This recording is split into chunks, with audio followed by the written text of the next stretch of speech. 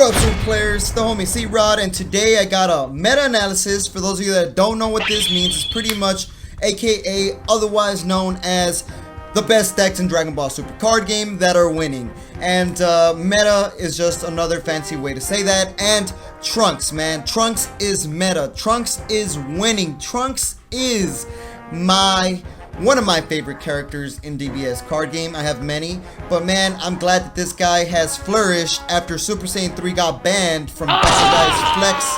And unfortunately Super Saiyan 3 is banned, but because of that we have a very diverse meta. And we got Trunks over here, combo power. When you combo, you draw a card, and this guy is so beast-like because you could draw up to 6 cards if you play it right. When you awaken with your Trunks and you combo while unawakened, and then you combo again when awakened.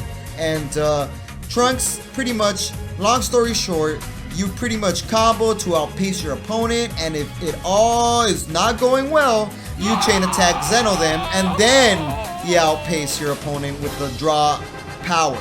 And obviously some overround cards, some time patrols, and Scientist Fuse, and double strikes out of nowhere. Boom! Supreme attack. So that is Trunks for you. And this guy is killing it in the game. Don't sleep on a Trunks, man. So another deck that's killing it in the game is called Pan, man. Pan, the little girl with the spicy attitude, man. This right here, Pan, this is a unique version. This is looking like a Super Saiyan 4 Pan build. And I love the Super Saiyan 4 build because it's genuine to GT, but the most prevalent winning build is Pan with the generic red good cards. So you run Hit, you run the Vegetas to combo play.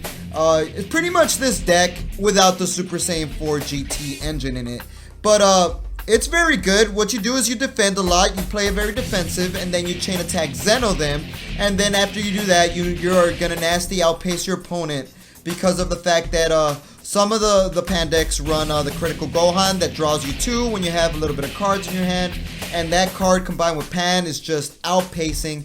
And then obviously they play the super rare Pan, which this build doesn't have, and you give double strike to all your red cards, and then you just obliterate your opponent because that's a lot of offensive pressure. Pan is another leader, taking it in the top winning scenes. Don't sleep on Pan. Pan is one of those beast leaders. So if you come across a Pan, just know it's going to be a hard battle against this spicy little girl. Then we got, obviously, the World Martial Arts Tournament with that Kung Fu action. We got Announcer. And Announcer is a leader that, man, this guy kills the game with the draw power. The unfortunate part is you're only allowed to run World Martial Arts cards, but... oh no, wait, no you're not. You're actually able to run a World Martial Arts, but they are multicolor. That's what I meant. Sorry. Yeah, World Martial Art cards become multicolor, meaning there's no required specific cost.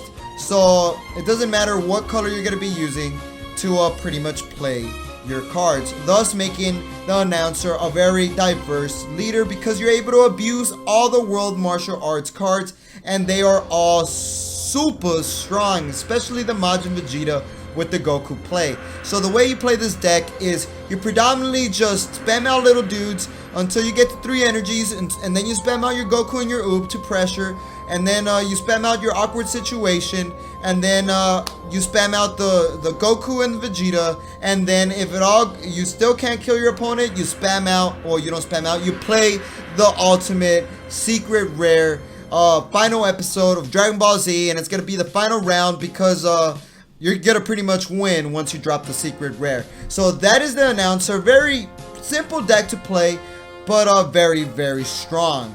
Very strong. So that's the Announcer for you, and do not sleep on this guy right here. And then obviously the demon with the horns, the most phantom demon there is. We got Robu-ta-garu, the most evilish devil looking guy in the game.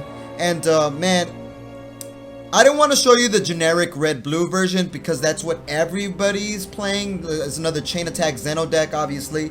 You can play a Robu-ta-garu with the red-blue, or you can play it with this version, which is called the Storm. It's not as powerful. It's not a 2-turn kill deck anymore, but it is still very viable in the meta now. It still has a lot of juice, if you get what I'm saying, a lot of power, a lot of offensive pressure, because what you do with this deck, long story short, you use the Bardock, the Pragnator, to pretty much drop yourself and awaken, and then swap to the Goten or swap to the Videl, and then you boost up with the Videl to the Goten, and then you're going to be able to do multiple attacks with the Goten and draw a lot. And if you happen to have one flute, you'll get an extra attack and an extra draw of your choosing because you pick up the top 3. Man, this deck is pretty darn good. Not as strong as before, but still very strong. And another one that's coming up in the scene is called Robu-ta-garu Veggies. You could throw the Veggie engine in this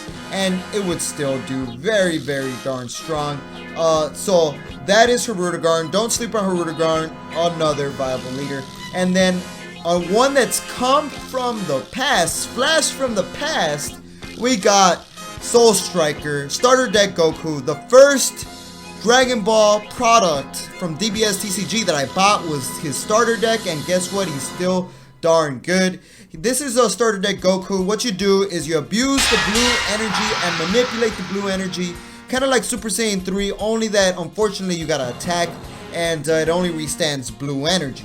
But nonetheless, now there are a lot of cards that help you awaken your leader, like Tapion, Son Gohan, newfound Son Gohan, and because of this, we're able to not get stalled out anymore as badly, and we're able to do the generic blue-green deck profile right here.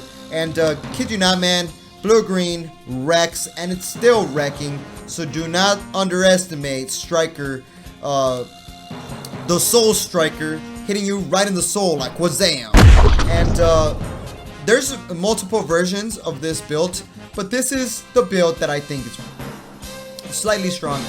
And then there's also a mono blue version. And then obviously let's finish it off with the androids. We got Android 17 right here, evolves onto Diabolical Duel, Android 17 and 18. And this is the android deck, very strong deck. All I gotta say is just, all you gotta do is just cell chain, you know? Android, the cell absorbs the 17, and then after you absorb the 17, you turn into imperfect cell with the union absorb, right? And then after you absorb with evil life form cell, you absorb the 18, and then boom, you are now perfected. You are now the master perfection. I am perfection, perfection. That's how you feel when you drop the 7-drop cell, and then your opponent's is forced to drop all his cards in their hand until they have 3. And then you can either run Time Patrol Trunks. A lot of people like running Mira, but pretty much, long story short, Cell Chain, very strong, very powerful. And that's it for the meta analysis. Obviously, there's a couple of decks, like the Apes are still good, the Majin Buu engine is still good, but I wanted to pretty much showcase the ones that I happen to see the most. So that's going to be the end of the video. Like, comment, subscribe if you like these meta analysis, so I can make a new meta analysis when the meta changes yet again. And like we always say, y'all stay super.